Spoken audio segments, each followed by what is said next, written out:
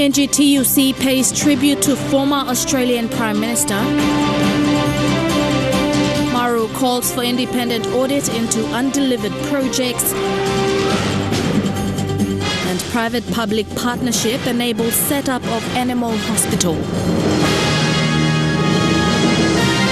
This is the National MTV News with Helen Sayer.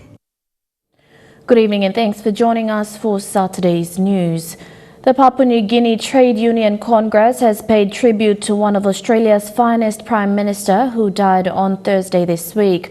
Bob Hawke was president of the Australian Council of Trade Unions when PNG gained independence in 1975 and later went on to become Prime Minister.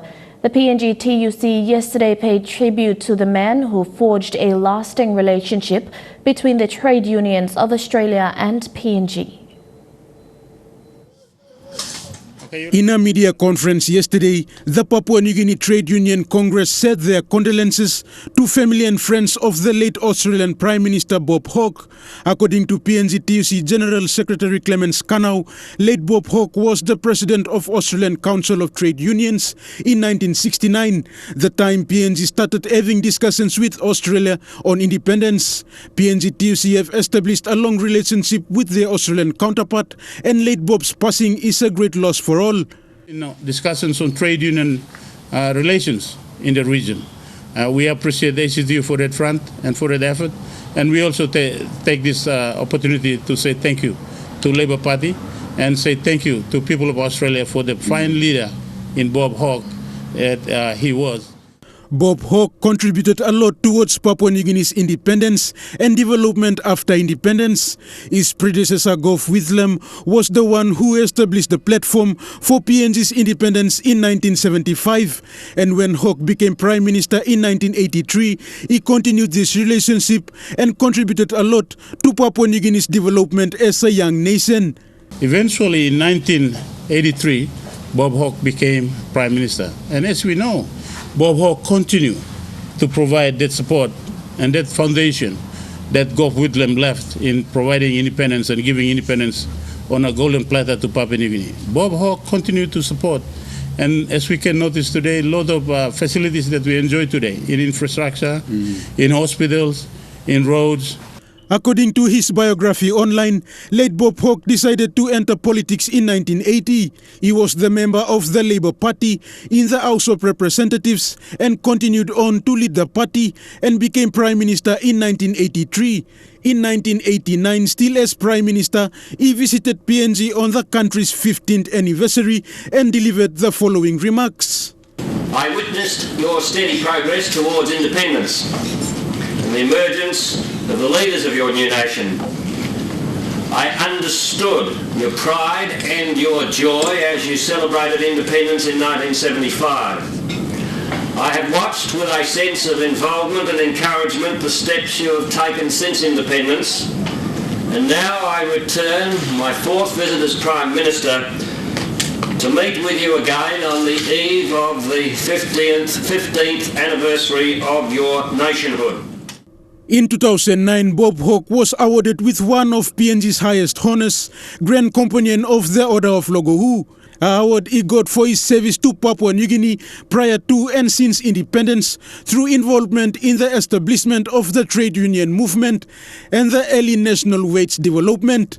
Late Bob Hawke passed away on the 16th of May 2019, 2 days before a federal election in Australia, of which he was campaigning for his Labour Party. Rayon Lakingu, National MTV News. The constraint of police manpower in the country has resulted in a partnership to curb lawlessness. In Lae, a local security firm partnered with police to ensure law and order is maintained. Former cop Anthony Wagambi Sr., the regional manager for the local security firm, met with senior police officers. He said more partnerships should be forged to maintain peace in communities. Yesterday, a small but significant gathering was hosted at the PCS base in Lae to appreciate and forge new partnerships between the firm and the police.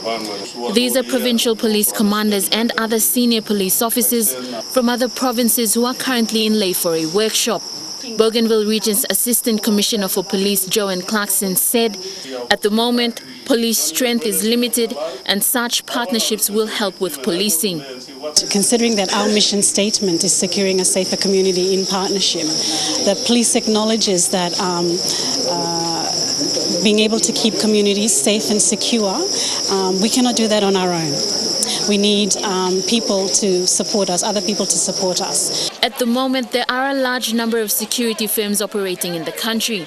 PCS Managing Director and founder Jacob Kauper said being in this industry for the past 20 years, he has seen the importance of partnering with police. So it's like police-private partnership makes our jobs easy, and I'm sure that also assists their jobs, make them easy. Former Police Commissioner Anthony Wagambi, who is now the Regional Manager for PCS, said during his 40 years in the force, such partnerships were not practiced. Policing is policing in partnership. When I was still the Commissioner, so we did a corporate plan to work inland. And this initiative by our Managing Director is in line with what the police is doing, even the government is doing. Government is big project PPP.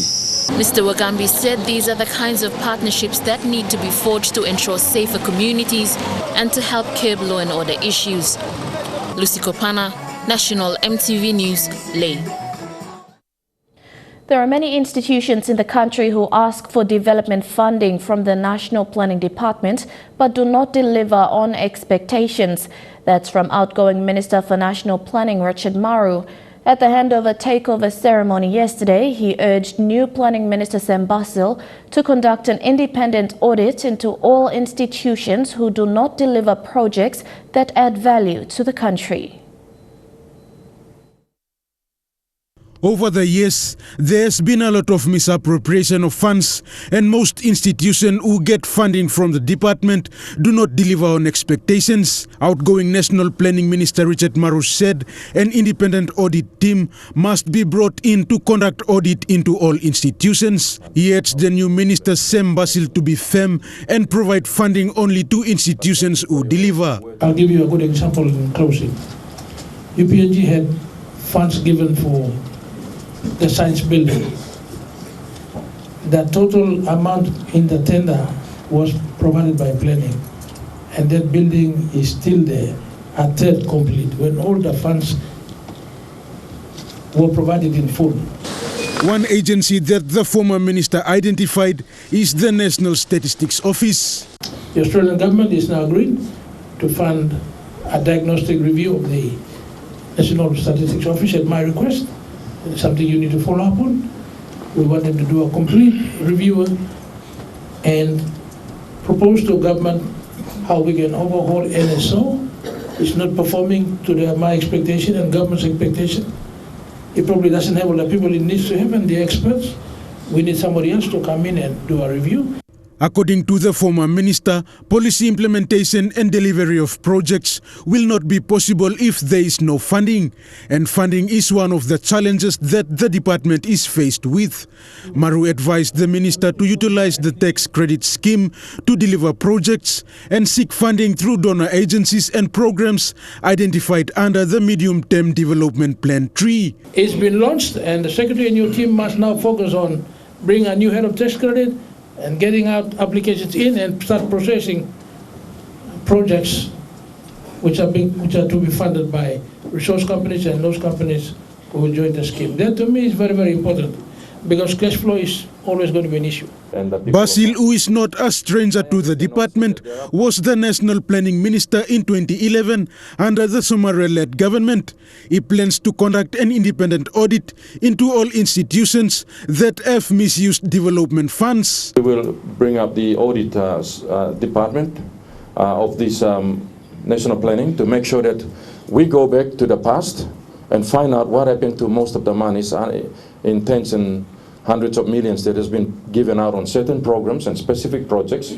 We will ask for show cause on all those projects that money has been sunk into. The minister also outlined his plans for the department, saying he will strictly follow the MTDP 3 to fund all development projects. Because we all have to operate within the MTDP 3, and we all have to operate within the system that we have to deliver projects in accordance with the budget, in accordance with the government's priority of the day.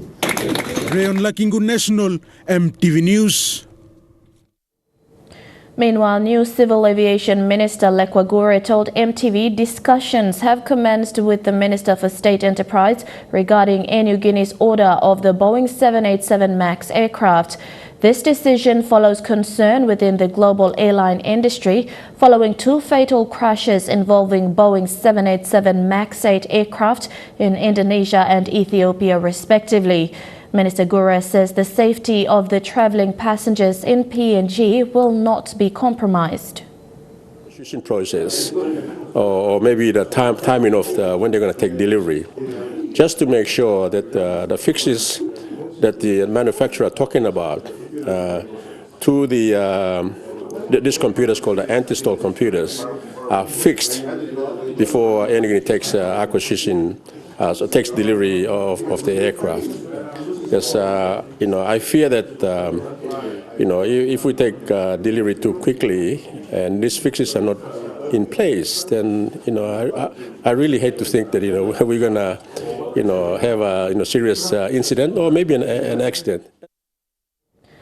National MTV News continues with more after the break. Stay with us.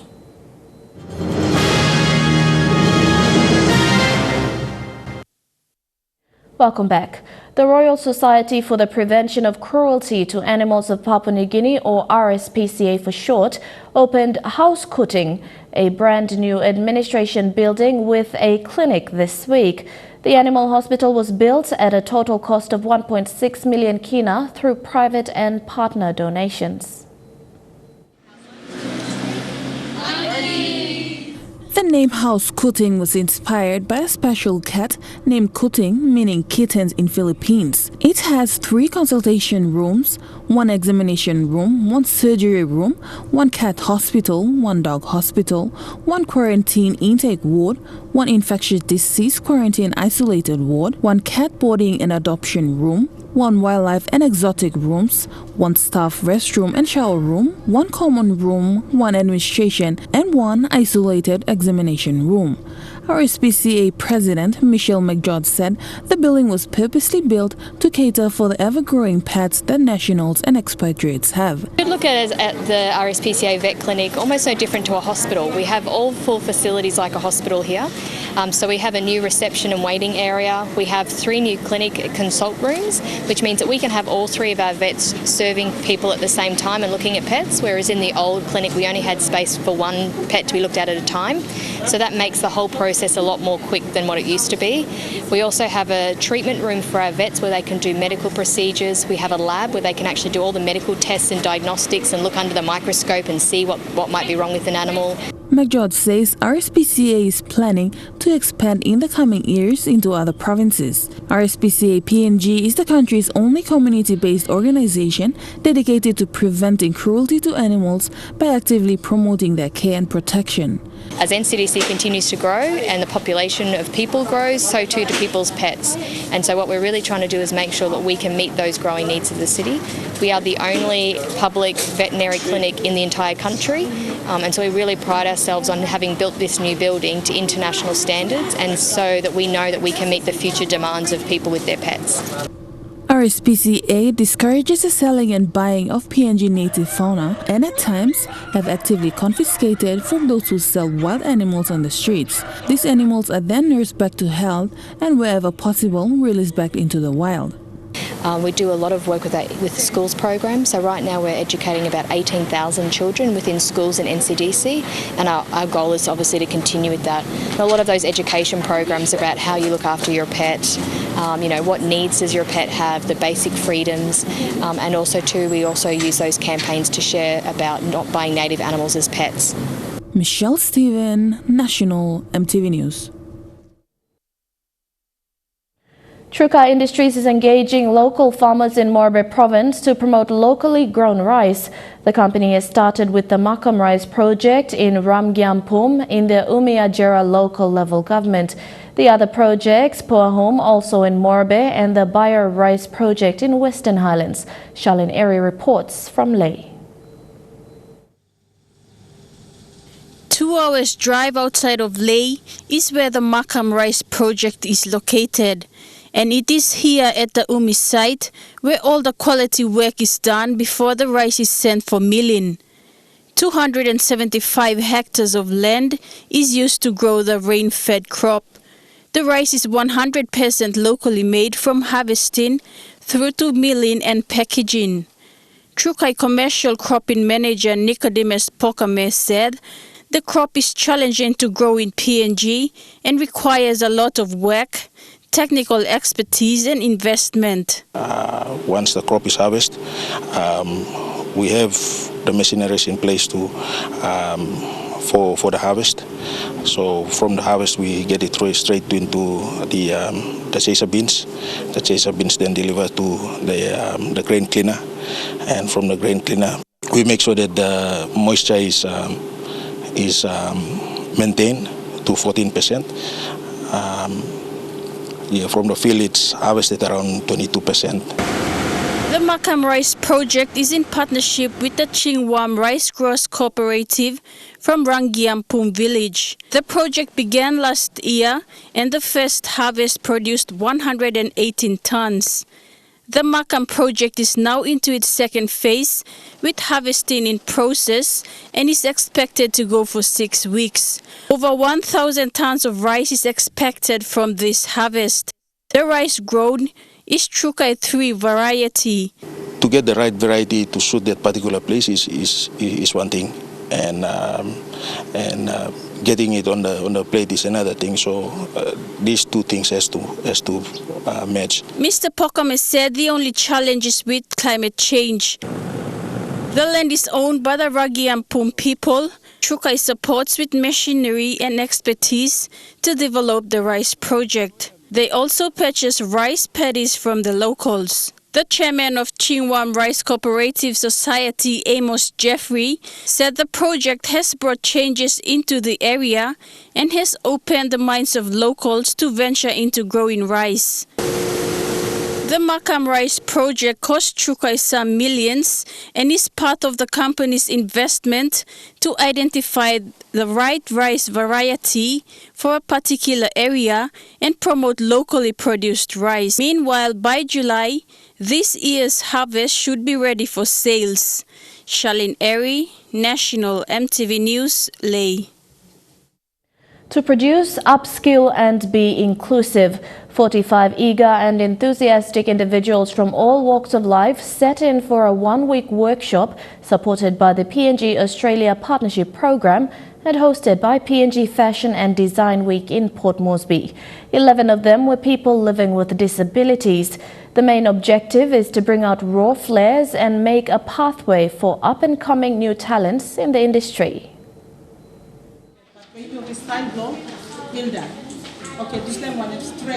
The PNG Fashion and Design Week was hailed a success with the two outside centres, Kokopo and Leh, indicating that there was a need to go a step further in meeting with the demands of ordinary Papua New Guineans who just simply want to earn an income and improve their lives.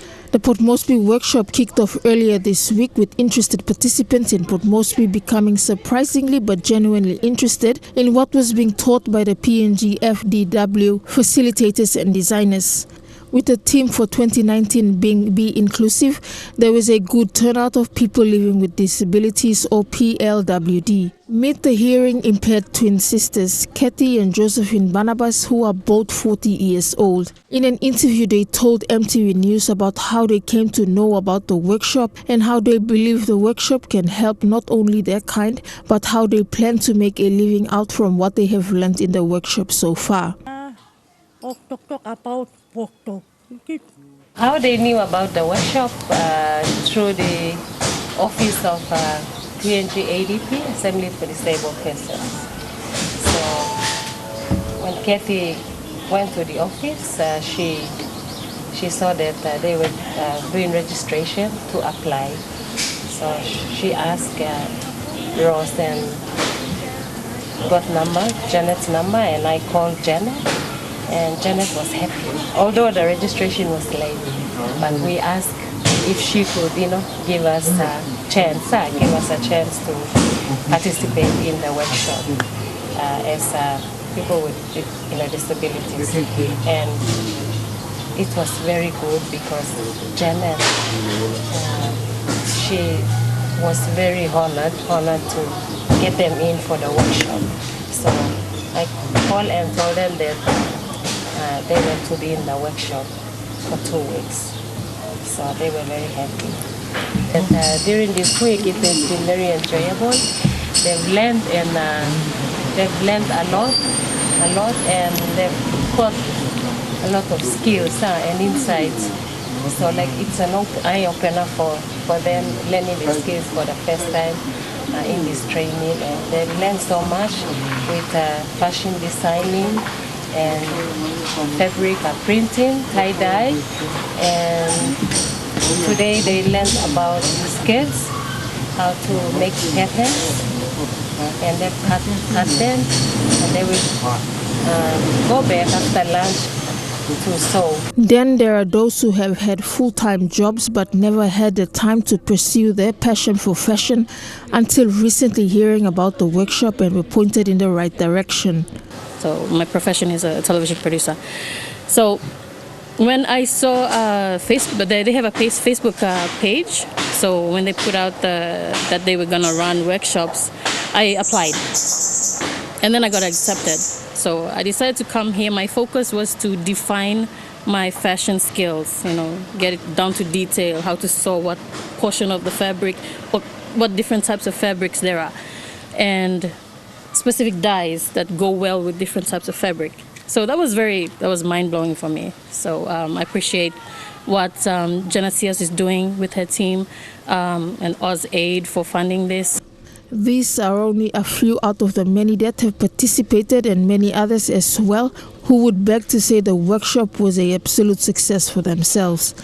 The first part of the workshop started off this week with fabric printing, tie-dyeing and pattern making, ending yesterday with garment construction. This will be followed by the next part of the workshop, which will look at business startups and marketing and public relations to help participants to do their own startups and how they can market their businesses.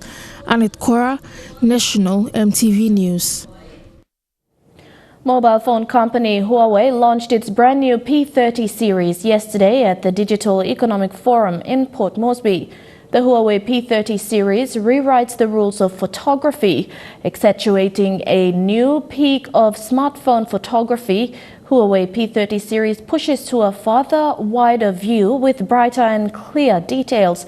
With a super high ISO, that is a camera's sensitivity to light in extreme dark situations, you can be able to capture beautiful high-definition images.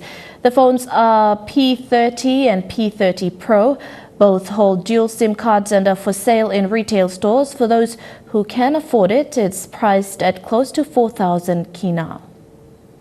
These new feature phones, we have more than 4,100 battery, and it can support the Huawei Supercharge, and you only need to charge 20 minutes, but it can use more than 1 day for this new phone. Here with National EMTV News, we take a look at stories making headlines overseas when we come back.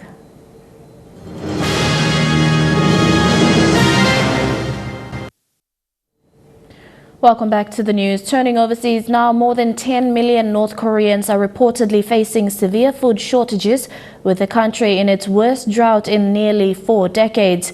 Now there is concern that North Korea's leader may be using the crisis to get the attention of the U.S. president. On state TV, North Korea's dictator Kim Jong-un often celebrates the bounty of his country's harvest. He's seen visiting fields producing potatoes by the truckload and fisheries brimming with fresh catch, all part of a propaganda campaign designed to sell North Korea as vibrant and equal to America. But now Kim's regime is being forced to make a jarring admission. North Korea is suffering its worst drought in 37 years. Only about 2 inches of rain have fallen on the country this year, the regime says. United Nations officials on the ground recently observed dried out fields and farmers struggling to plant rice crops. Likely there is some major problem coming. Otherwise, they wouldn't have announced it. The admission of the drought comes on the heels of UN reports saying about 10 million North Koreans, almost half the country's population, are facing severe food shortages and urgently need help, even as Kim builds skyscrapers, amusement parks, and ski resorts, and parades his army through the streets of Pyongyang. It's not the first time this has happened.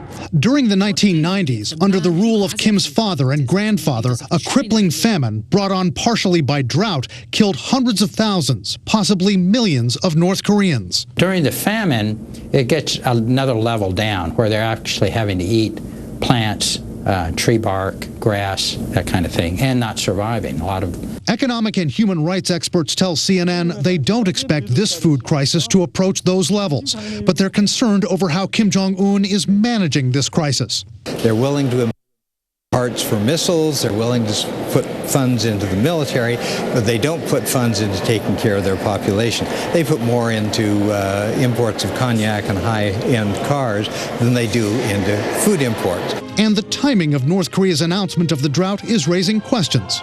It comes just a few days after Kim's regime tested short-range missiles, which could threaten U.S. forces in South Korea and their allies. And it comes as President Trump's diplomatic outreach to Kim over the dictator's nuclear weapons has stalled. Is Kim playing up these problems as a means of leverage against Donald Trump? I don't think there's any question when there's an opportunity, Kim will use what's available. I think Kim Jong-un has shown that he is quite willing to take advantage of any opportunity to get what he wants.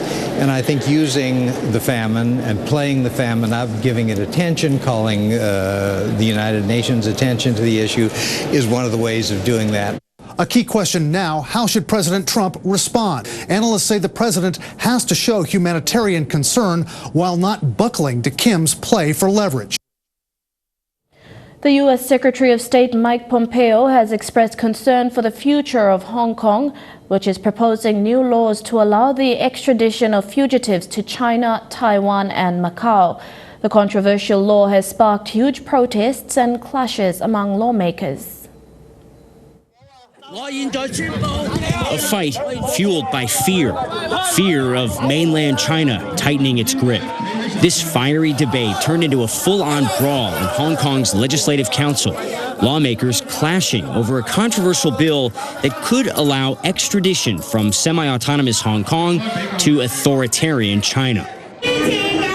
Last month, tens of thousands spilled into the streets, protesting what they call an evil law.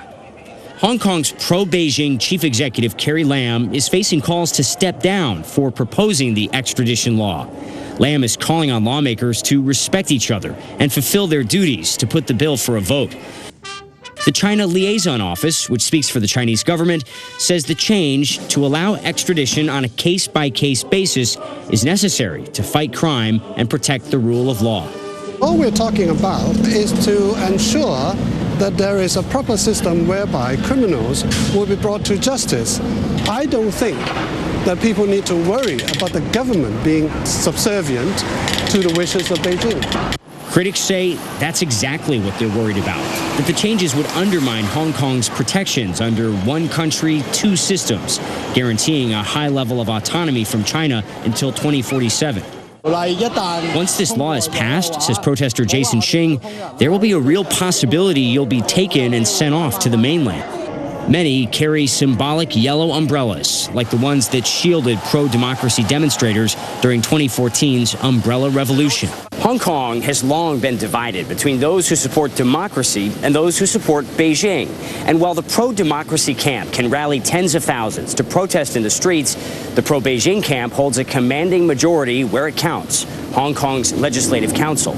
They're making kidnapping legal. This is very clear, says Lam Wing Ki. Lam is one of 5 dissident booksellers from Hong Kong who went missing in 2015, only to re-emerge on Chinese state TV, admitting to illegal trading, which Lam says was a forced confession. Lam is wanted in the mainland for skipping bail. He fled to Taiwan last month. There's no way I can remain in Hong Kong, he says. Despite criminal convictions for protest organizers like Joshua Wong, who just went back to jail for the 3rd time, pro-democracy demonstrations continue. Why the huge crowds? Why now? I think fear. They are innately suspicious of the communists. And there is great suspicion that the Hong Kong government is now receiving orders from the Communist Party in China, rather than looking after the interests of the Hong Kong people. Is that suspicion justified? Is the fear justified? Oh, I think increasingly there are signs that this is justified. CNN reached out to the Chinese government for comment, but has not received a response. Hong Kong has long been seen as a legal haven from what many consider heavy-handed communist rule. The question now, how long can that really last? Chukai Sports is next. Stay with us.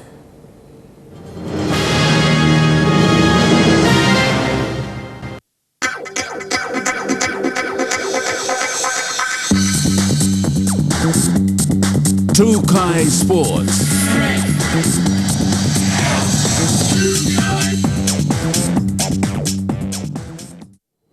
Welcome to Chukai Sports. The residents and coaching staff of Cebu Arab FC have commended the National Soccer League for their efforts in bringing talented soccer players from the autonomous region to play in the NSL, and that brought in huge support for the team that made an appearance on Wednesday in Port Moresby. It was great for Bougainville residents in Port Moresby to come along to the PNG Football Stadium to support home team Cebu Arab. The team showed the raw island talent that the football-proud region possesses. Indeed, an entertaining brand of football, but much to the dismay of the fans, the team lost 2-0. Team advantage, low height, low counter blow. That's why I'm looking for them because low height, low advantage blow. I'll take on Lombard. The backline Lombard didn't have the height to withstand their counters. It was an own goal by one of Arab's players, Richard Koipika, that dealt the first blow, and coach David Matanu saw that it was one of the reasons that got the team's morale down. The first goal maybe probably put him off for boys. The shoots off now. That's why second goal I'm coming to within the another 5 minutes. Being the first time Arab has taken part in the National Soccer League and seeing the talent on show has the team looking forward to better performance next season. I think it's the concept and give plenty opportunity raw talents within NGI region, within NGI Arab too. But, just like Dr. Thank you, NSL. Bringing up the concepts. Matanu grateful that Arab's talent had proved the decisive in getting as far as being the NGI conference winners to making it into the qualifying finals. We got this thinking that Bambla can come up with this stage that quarterfinals, maybe come playoff them, and maybe out the Eastern Stars. So me just thank you straight, Lord Bush, that perform well, and probably Bambla look forward to next season come. Felix Tukina National, MTV Sports. The Prime Minister's Corporate Golf Challenge teed off in Port Moresby yesterday. The Golf Challenge is held annually to raise funds for Team PNG athletes to compete in international sporting events. The golfer who hits a hole-in-one on the 18th hole during the Prime Minister's Corporate Golf Challenge in Port Moresby will drive away with a brand new Toyota single-cab Hilux. The vehicle is one of the many prizes as well as the winner's title for this year that teams will be vying for. 40 teams representing various corporate organizations confirmed their participation. The event is held every year as a fundraising event for Team PNG to the various international events that take place that year. This year's event is to help send Team PNG to the Pacific Games in Samoa in July. Team PNG chef de mission Emma YY said Team PNG athletes rely heavily on funds raised through activities such as the PM's Corporate Golf Challenge, and the response of the corporate sector to be part of the competition has been very inspiring. The second leg of the PM's Corporate Golf Challenge will be held in Lae on the 31st of May, and registration for that is still open for interested organizations. Another fundraiser that the PNG Olympic Committee organizes every year is the Chukai Fun Run. This is where most of their funds are raised for Team PNG. The Fun Run will be held later during the year. Elijah Levet, National, MTV Sports. Chukai Sports continues with more after the break. Don't go away.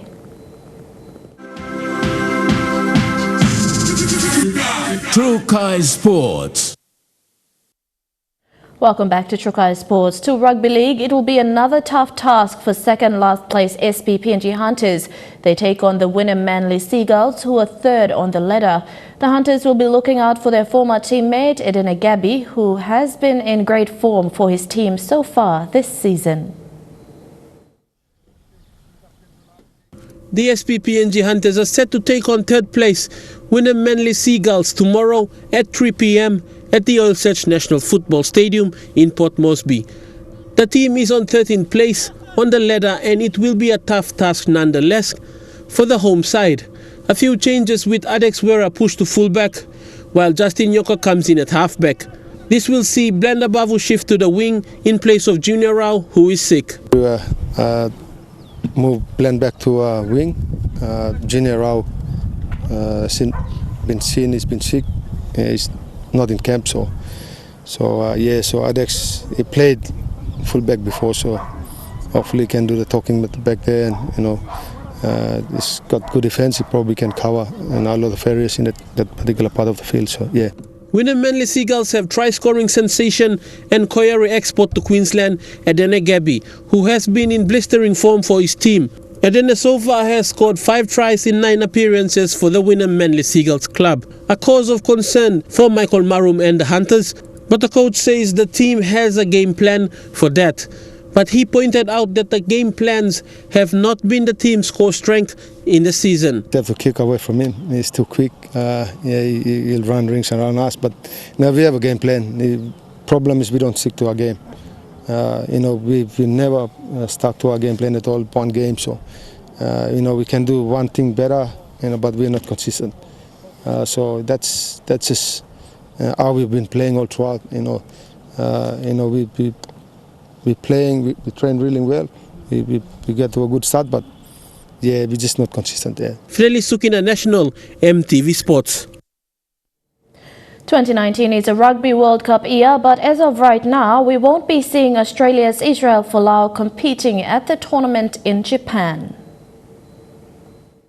Now, this comes after a 3-person panel judged the fullback was guilty of a high-level breach of Rugby Australia's Players' Code of Conduct. This for a social media post that stated, "Hell awaits, among others, homosexuals, thieves and liars." The controversy has sparked a debate about freedom of religious expression versus the intention of sporting organisations to be fully inclusive of all sexual beliefs. While Folau, who's a devout Christian, was dropped by his sportswear firm, and Rugby Australia's stance has been backed by airline sponsors Qantas as well. Many Christian players, though, voicing concern.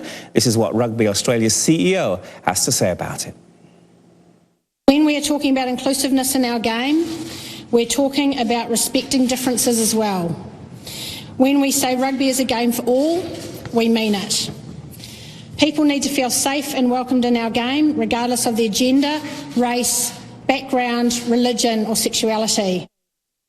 Well, Folau, who was on a highly lucrative multi-million-dollar contract through 2022, has now until Monday to appeal against the ruling. The player has not, by the way, taken down his Instagram posting dated April the 10th last month. And on Friday, he had this to say: "It has been a privilege and an honour to represent Australia. I am deeply saddened by today's decision to terminate my employment, and I am considering my options. Upholding my religious beliefs should not prevent my ability to work or play for my country." And that ends Trukai Sports. The weather details coming up after the break. Trukai Sports.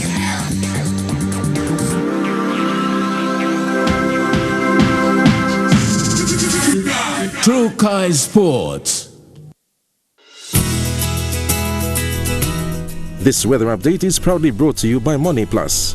With you always.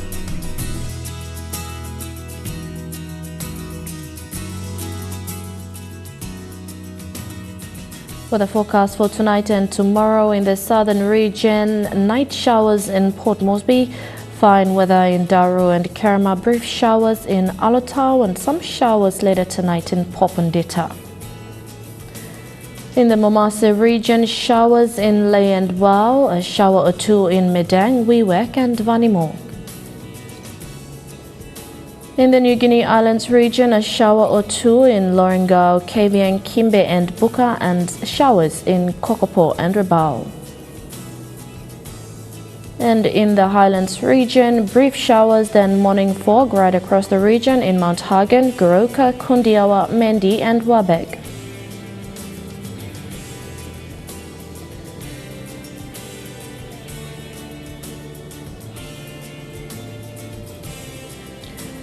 There is a renewal strong wind warning for all coastal waters. Strong southeast winds of 25 to 34 knots with stronger gusts reaching 48 knots are expected to continue for the next 24 hours, causing rough seas and high swells.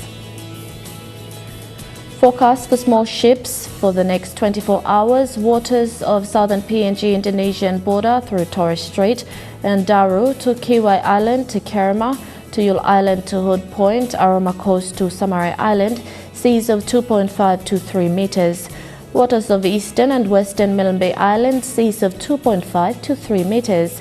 Waters of Samarai Island to Cape Vogel to Finschhafen, seas of 2.5 to 3 meters. Waters of Finschhafen through Vitias and Dampier Straits to Siasi Island to Long Island, seas of 2.5 to 3 meters. Waters of Long Island to Medang to Bogia to Wewak, to Aitape to Vanimo and northern PNG Indonesian border, seas of 0.5 to 1.3 meters. Waters of Manus and its western group of islands, seas of 0.5 to 1.3 meters. And waters of New Britain to New Ireland to Bougainville, seas of 0.5 to 1.3 meters.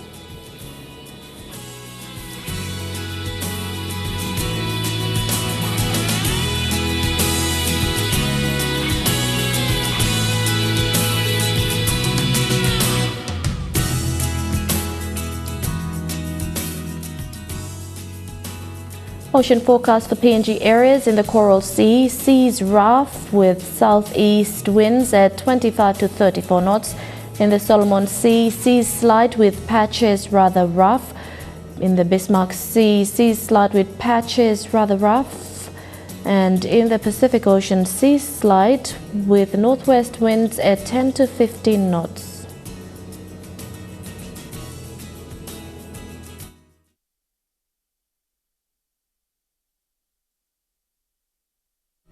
This weather update is proudly brought to you by Money Plus.